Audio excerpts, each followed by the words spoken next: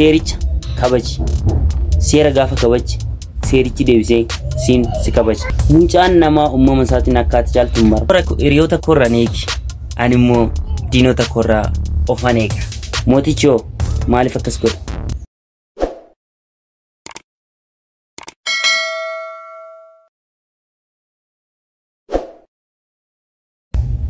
Hi, akkam jirtu?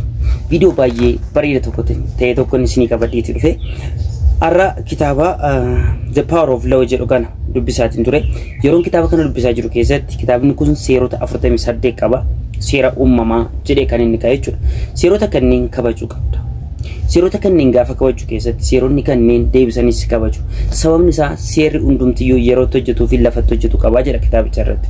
So seerota kanneen seerota 48 kana keessaa ammaani seera tokkoon isiniif qabadheetti dhufe. Yoo yeroo biraa walitti dhiyeenya paartii taanuun seerota biroo laaluu dandeenya jechuudha. Ammaaf garuu seera baay'ee yookaan immoo kitaabicha keessatti kan ka'e keessaa seera tokkoffaasaa isinii qabadheetti dhufe jechuudha. Sababni isaatii baay'ee waan naawwatee fi akkasumas immoo waan guddaa waan na barsiise jedheettamaniif anis immooti wanta ofii kootii dubbisee arge kana isiniif share gochuun barbaade.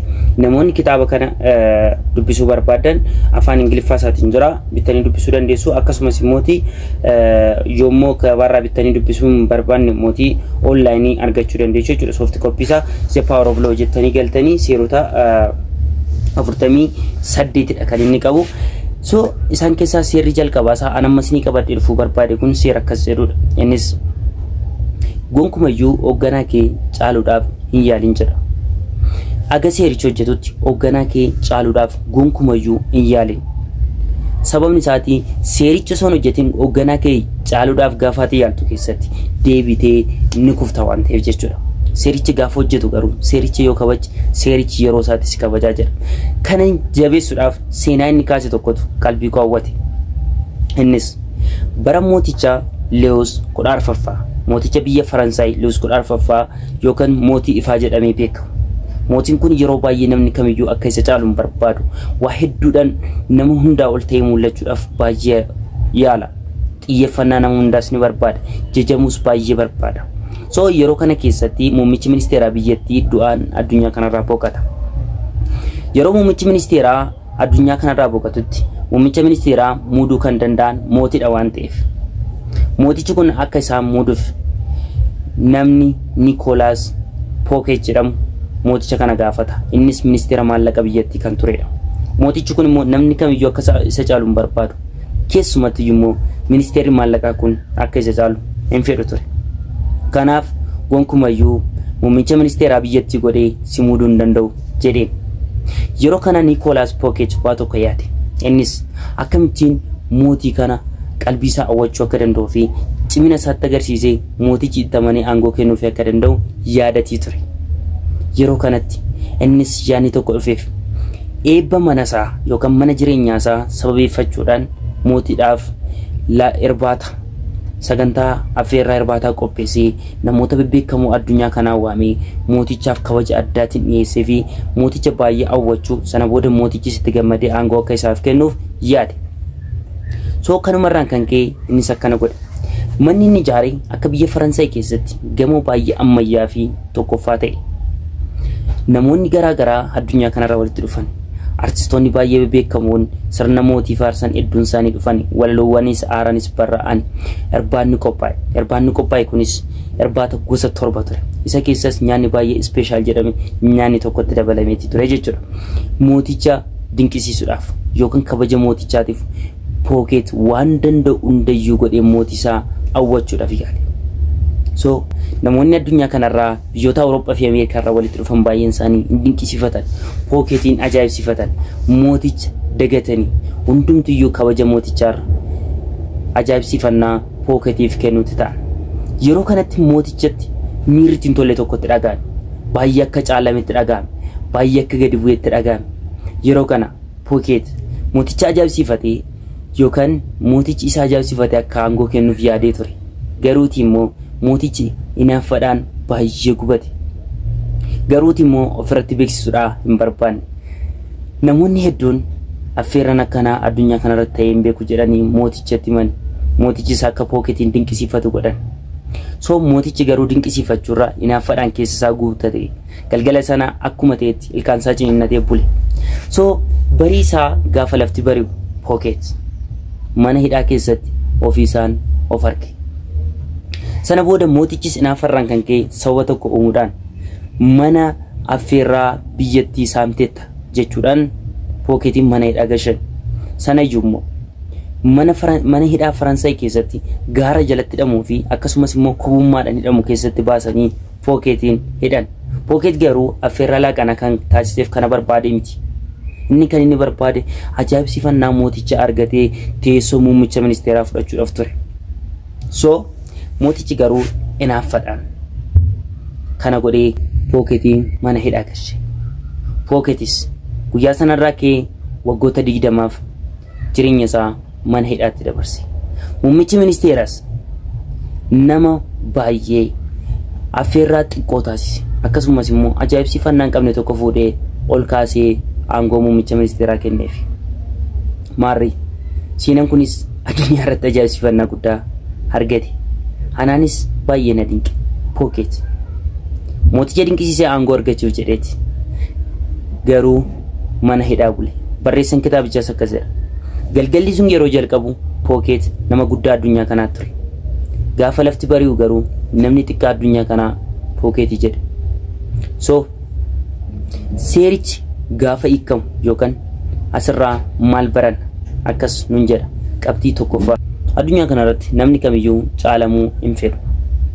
Kanaaf iyyuu namoota caaltee argamuudhaaf yookaan dandeettii isaanii wal akka qabdu gaafatti agarsiistu namoonni baay'een isaanii inaaffaadhaan guutamu. Kanaaf iyyuu akkamittiin siin gad deebisuu akkas yaadan kan isaan barbaadan. Kanaaf ati cimina kee yookaan dandeettii kee namootatti agarsiisuuf hin yaalin. Dhukadhuutii hojjedhu. Dhukattee gaafa gootu dhukattee gaafa hojjettu diinni keessa ta'ee eenyumtiyyuu tooftaa waraana keetii yookaan immoo tooftaa maalii kee karaa ati ittiin isaan sochoostu gonkumayyuu waan hin beekneef siinsi tuquu hin danda'an. Qabxii lammaffaa irratti nama ittiin mormitu yookaan immootii nama aangoorraa buusuu barbaadu yookaan hoogganaa keessaa haala inni keessa jiru sirriitti hubadhu. Sababni isaa hoogganaan kee haalli inni keessa jiru kufaatii jira yookaan immoo haala mijataa hin taane keessa jira yoo ta'e isa cimsuurra yookaan immootii teessee isa gorsuurra yeroo sanatti wanta ati gochuu qabdu karaa kufaatii isaa itti saffisiisuu qabdan jira kitaabichi. Hoogganaa ta'uu barbaadda waan ta'eef hoogganaa kee yeroo inni kufaatiidhaa jiru keessatti haala inni keessa jiru qo'attee kufaatiidhaa isaa saffisiista. Gaafa isa kuffistu ati immoo aangootti ol baata. Homaa gochuuf hin dandeessu. Hoogganaan kee humna dhabeera. Ati immoo aangoo qabachuun kee seera uumamaati. Seerichi hojjeteera siin immoo aangoo si qabsiisa. Qabxii lammaffaan isa kanaan. Sadaffaa irratti hoogganaan kee aangoo qaba yoo ta'e yookaan immoo humna qaba yoo ta'e cimina qaba yoo ta'e akkasumas immoo lola qaba yoo ta'e yeroo sanatti obsi eeggadhu. Obsiteen eeggatu taanaan yeroo sanatti gara waraanaatti yookaan immoo gara hoogganaa kee kuffistee gara aangootti ol ba'uudhaaf deemta yoo ta'e yeroo sanatti hoogganaan kee humna waan qabuuf carraan keessa akkuma Niikoolaas Pooket ta'a jechuudha. Egaa viidiyoo kanarraa waan adda ta'e akkasiin barattan abdiin qaba. Mucaan nama hundumtiyyuu ol ka'ee mul'achuu barbaada, guddina barbaada. Sun immooti namaaf nama gidduu keessatti dorgommii guddaa uuma. Kanaaf iyyuu dorgommii guddaa nu keessatti uumamu keessatti immoo akkamittiin kan nuti deemuu dandeenyu yookaan abshaalummaadhaan deemuu dandeenyu yeroo baay'ee namni keenya ispeeshaalii biyya keenya keessatti namni waanuma ta'e gaafa godhu of agarsiisuudhaaf fiiga. Of agarsiisuudhaaf gaafaati fiigdu keessatti diinonni keessa ammasuma baay'atu. Itti gaafatamummaan keessa ammasuma baay'ata. Sana booddee ati gara kufaatiitti deemta. Sababni isaa wantoonni hedduun kufaatii keessiif saffisiisu waan ta'eef. Gaafa karoora kee beekan akkamittiin akkasi kuffisan ni beeku. Gaafa karoora kee hin beekne garuu akkamittiin akkasi kuffisan namni beeku hin jiru gonkumaa. Wanta ati gochaa jirtus eenyumtuu hin beeku. Kanaaf iyyuu dhukadhuutii hojjedhu. Seericha kabaji. Namoota caaltee argamuudhaaf hin ariifatin. Gaaf tokko seerichi mataansaa namoota caaltee akka ajjeessu taasisa. Kanaaf iyyuu callisiitii karaa kee qabadhu imali. Egaa viidiyoon har'aa siin qabadheef kun xiqqoos taatu sin fayyadee yaada. Yoo hunduu gongore na gorsaa. Anis kitaaba hedduusaa akkuma asirratti argitan kana kitaabolee keenya hedduu isaanii dubbisee jira. Kitaabota baay'ee babbareedoodha.